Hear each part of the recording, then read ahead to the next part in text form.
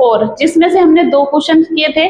उन 2 क्वेश्चंस में 6 पार्ट हुए, यानी कि 3 पार्ट पहले क्वेश्चंस के थे और 3 पार्ट दूसरे क्वेश्चन के थे। मैंने 6 के 6 पार्टों को बहुत ही अच्छे से समझाया है। अगर आप आज की क्लास में न्यू स्टूडेंट्स हैं तो प्लीज पिछली क्लास को जाकर जरूर देखें, है ना। और एक और रिक्वेस्ट करूंगी, अगर आपको क्लास अच्छी लग रही है तो प्लीज चैनल को सब्सक्राइब कर लीजिएगा, क्योंकि जैसे ही न्यू क्लास का नोटिफिकेशन आए तो सबसे पहले आपके पास पहुंच जाए। चलिए तीसरा क्वेश्चन देखते हैं क्या कहा है। The initial population of a village is 750। एक गांव है, उस गांव की जो पॉपुलेशन है वो 750 है। Every year 50 peoples move from a nearby city to the village, यानी कि पास के शहर से 50 पीपल्स गांव में आ जाते हैं, है ना। पास में कोई शहर होगा, उस शहर से उठकर 50 आदमी उस गांव में चले जाते हैं। तो आप लोग समझ सकते हैं यहां पर गांव की पॉपुलेशन बढ़ेगी। फिर इसने भी 3 पार्ट दिए हुए हैं। Find the population of the village after 6 year, है ना। इसमें भी 6 साल के बाद उस गांव की पॉपुलेशन पूछी है। सेकंड क्वेश्चन में टेबल बनानी है, थर्ड क्वेश्चन में लीनियर ग्रोथ में इसका आंसर बताना है। तो इसी तरह से क्वेश्चंस होगा, है ना। तो इसमें लिखेंगे इनिशियल पॉपुलेशन कितनी है, यहां लिखेंगे सॉल्यूशन में initial population of increase a population in 1 year, यानी कि 50 लोग गांव शहर से उठकर गांव में आ रहे हैं, है ना। तो अकॉर्डिंग टू द क्वेश्चंस क्या करेंगे हम लोग, इंक्रीज किसके लिए पूछा उसने, फर्स्ट पार्ट में क्या पूछा था अभी बताती हूँ, पहले 6 ईयर के लिए निकाल लेते हैं। Increase A population in 6 year, तो 50 की मल्टीप्लाई 6 से कर दो तो 300 बढ़ जाएगी। अब फर्स्ट पार्ट में कहा कि 6 साल के बाद उसकी पॉपुलेशन कितनी हो जाएगी। द पॉपुलेशन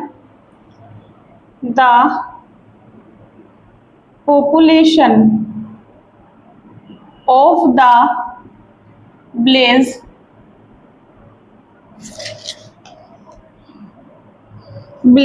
after 6 साल के बाद, आफ्टर 6 ईयर, आफ्टर 6 ईयर। तो यहां लिखेंगे initial population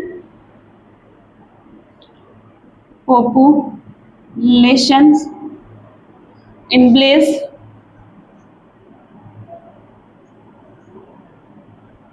plus increase population in 6 month, increase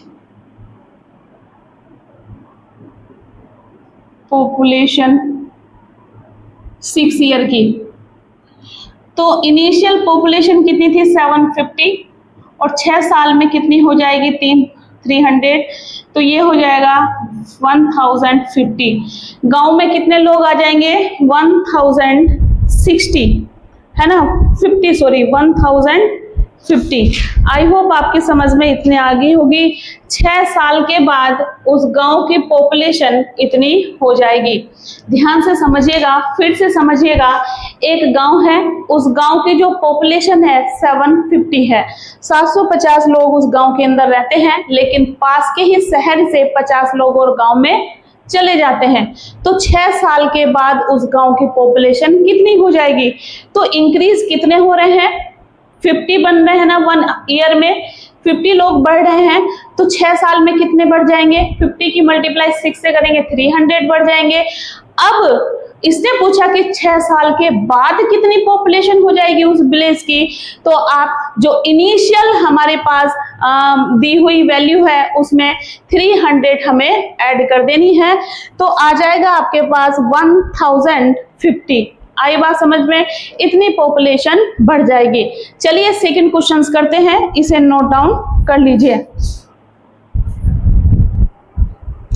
अब हमें इसका जो सेकंड पार्ट है, सेकंड पार्ट में क्या कहा था, make a table of values for t varying from 0 to 10 years and so how the population P increase every year, है ना, एवरी ईयर। ये कहलाएगा, यानी कि 0 से 10 ईयर का हमें बताना है कि 1 ईयर में कितनी पॉपुलेशन हो जाएगी उस विलेज की, 2 ईयर में उस विलेज की पॉपुलेशन कितनी हो जाएगी।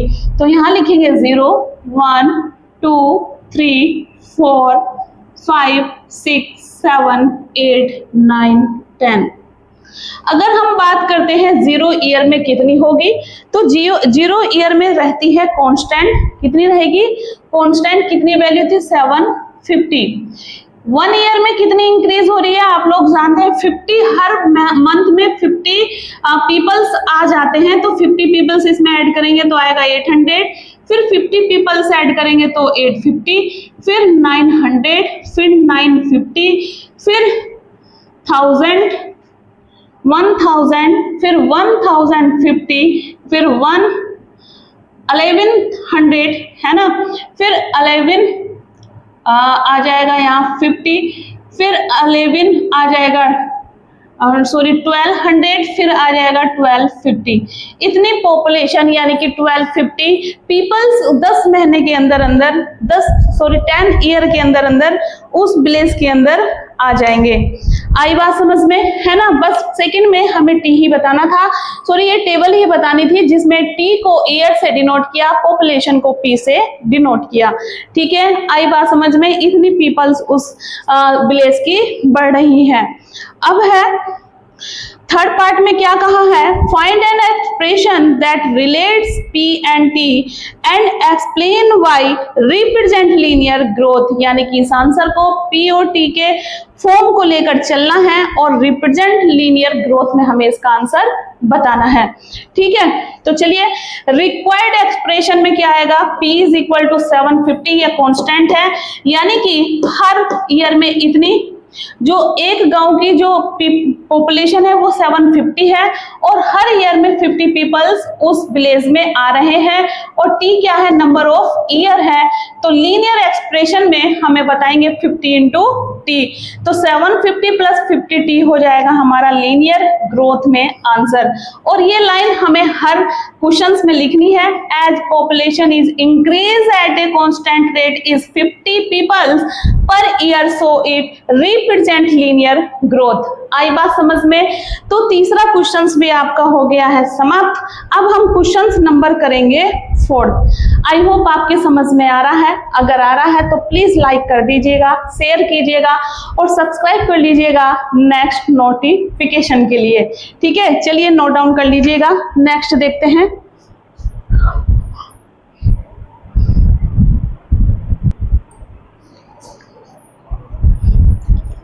क्वेश्चन नंबर 4 देखते हैं। क्वेश्चन नंबर 4 में क्या कहा है, a telecom company charges 600 rupees for a certain recharge scheme. This prepaid balance is reduced by 15 rupees each day after the recharge. ये कह रहा है एक टेलीकॉम कंपनी चार्जेस यानी कि कितने रुपए हैं, 600 रुपीज है। रिचार्ज जो है कितने रुपए का कराया, 600 रुपीज का रिचार्ज कराया, लेकिन एक स्कीम है उसमें बताया जा रहा है कि हर रोज 15 रुपए घट रहे हैं। हर रोज क्या हो रहा है, डिक्रीज हो रहा है, कम हो रहा है 15 रुपए, है ना। तो each day after the recharge, तो फर्स्ट में इसने पूछा है right an equation the models the remaining balance bx after, यानी कि जो रिमेनिंग बैलेंस आएगा उसको डिनोट करना है bx से। ध्यान रखना, जो बचा हुआ बैलेंस आएगा उसे bx से डिनोट करना है। After using the scheme for x days, उसको x डेज से डिनोट करना है।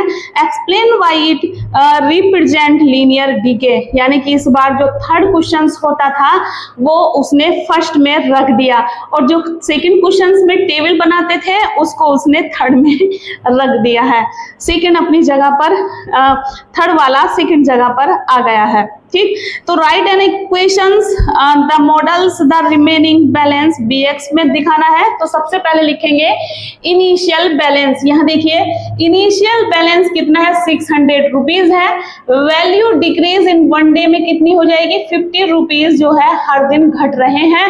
तो बैलेंस जो बचेगा इनिशियल बैलेंस माइनस 15, और जो बताया उसने x को, यहाँ देखिए उसने x बताया है x के बारे में, bx after using the scheme for x days. जो स्कीम में 15 रुपीज कम हो रहे हैं उसे x से हमें डिनोट करना है। तो नंबर ऑफ क्या है, ये डे है, x क्या है, नंबर ऑफ डे आप लिख सकते हैं यहाँ पर, वो खुद क्वेश्चंस में ऐसा कह रहा है, नंबर ऑफ डे।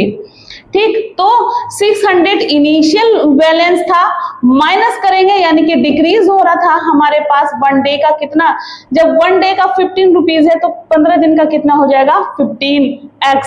तो हमारा आंसर जो बनेगा bx इज इक्वल टू, वो खुद कह रहा है रिमेनिंग बैलेंस को किससे डिनोट करना है, bx से।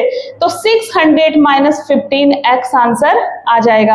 अब as the balance is decreasing, ये लाइन मैंने आपको बताया हर बार लिखनी पड़ रही है क्योंकि 600 और 15 कांस्टेंट वैल्यू रहती है, एक रेट है जो कि पर डे या पर ईयर या पर मंथ इस तरह से क्वेश्चंस में दिया हुआ है। तो ये चीज रहती है कांस्टेंट, तो हर क्वेश्चंस में ये लाइन लिखी जा रही है, as the balance is decreasing at a constant rate 15 rupees per day, so it represent linear decay. तो ये आंसर जो है आपका किसमें रिप्रेजेंट किया गया है, लीनियर डीके में। अब सेकंड में क्या कहा है, after how many days will the balance run out. Run out का मतलब खत्म हो जाता है ना, हर डे के बाद उसका जो बैलेंस है, after how many days will the balance run out, खत्म हो जाता है तो उसका बैलेंस कितना होगा, कुल नंबर ऑफ डे कितने दिनों में खत्म हो जाएगा। तो सेकंड में लिखेंगे हम कुछ भी नहीं, ये खत्म हो रहा है बैलेंस हमारा, तो 600 माइनस 15x को हम लिखेंगे 0 के equal, 15x is equal to minus 600 जाएगा, माइनस से माइनस कैंसिल यहाँ कर देती हूँ, तो 15x इज इक्वल टू 600, तो x is equal to 600 upon 15, और 15 4 जा कितने होते हैं 60, तो आंसर आ जाएगा आपका कितना 40। कितना आंसर आ जाएगा 40। तो balance will be run out after 40 days, है ना। क्या लिखेंगे, बैलेंस विल बी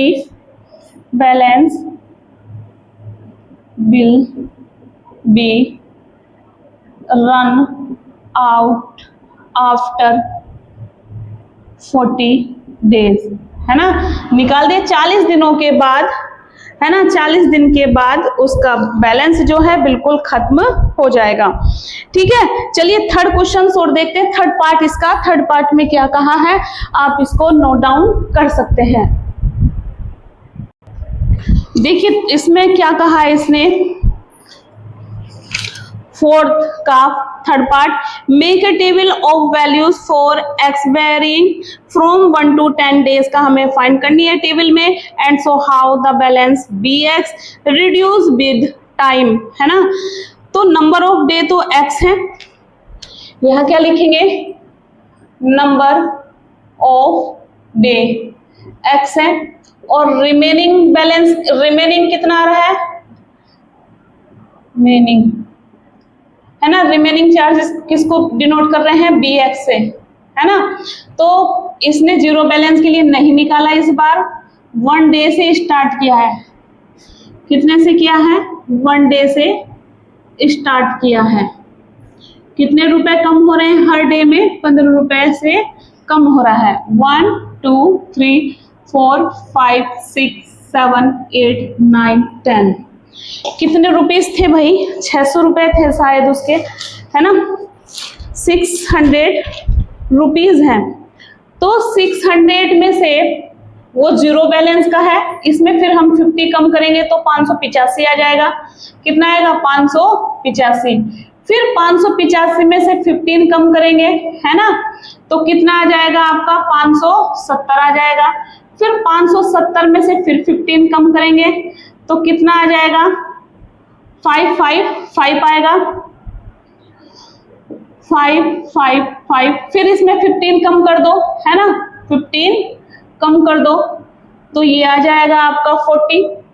अब इसमें फिर 15 कम कर दो तो आ जाएगा 35, फिर इसमें 15 कम कर दो तो आ जाएगा आपका 110, है ना, 15 कम कर देंगे तो आ जाएगा आपका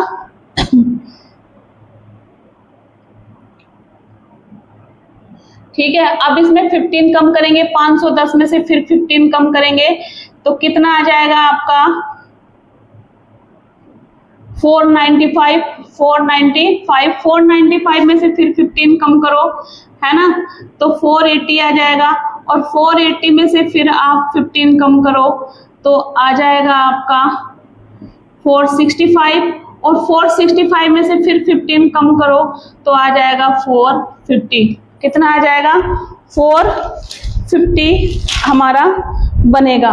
ठीक है, आई होप आपके समझ में आया होगा। टेबल बनाना बहुत आसान है, अगर टेबल बनाने के लिए आ जाता है तो आपको छोड़ना नहीं है, जैसे जैसे वो क्वेश्चंस पूछता है वैसे वैसे आपको करना है, कुछ भी नहीं है, बहुत आसान है। अगर आपको समझ में नहीं आ रही है चीजें तो एक बार कमेंट्स कीजिएगा, मैं फिर से बताने की कोशिश करूंगी। ठीक है, और अगर अच्छी लग रही है तो क्लास तो लाइक जरूर कीजिए, शेयर कीजिए, सब्सक्राइब जरूर करना है। ठीक है, आज के लिए इतना ही रखते हैं। 2 क्वेश्चंस आज की क्लास में हुए, यानी कि 4th पार्ट में हो गए हैं, और 2 क्वेश्चंस आपके पार्ट नंबर 3 यानी कि क्लास नंबर 3 में 2 पार्ट उसमें हो गए हैं, जिसमें से हमने एक्सरसाइज 2 क्लासेस में खत्म की है। ठीक है, इसलिए की है कि आप भी बोर महसूस ना करें, बोरिंग ना लगे आपको चीजें, इसलिए मैंने 2-2 क्वेश्चंस कराए हैं। इन 2-2 क्वेश्चन में 6 क्वेश्चंस उसमें थे, 6 क्वेश्चन इसमें थे, है ना, तो 12 क्वेश्चंस टोटल थे। आई बात समझ में? आसान थे। किसी में वो ये मंथ पूछ रहा है, किसी में ये ईयर पूछ रहा है, किसी में ये डे पूछ रहा है, इसलिए थोड़ा सा कंफ्यूजन बना हुआ था। ठीक है, तो चलिएगा, नोट डाउन कर लीजिएगा चीजों को और प्रैक्टिस कीजिएगा। मैं जल्द एक्सरसाइज 2.5 लेकर आने वाली हूँ। Thank you guys, thank you so much.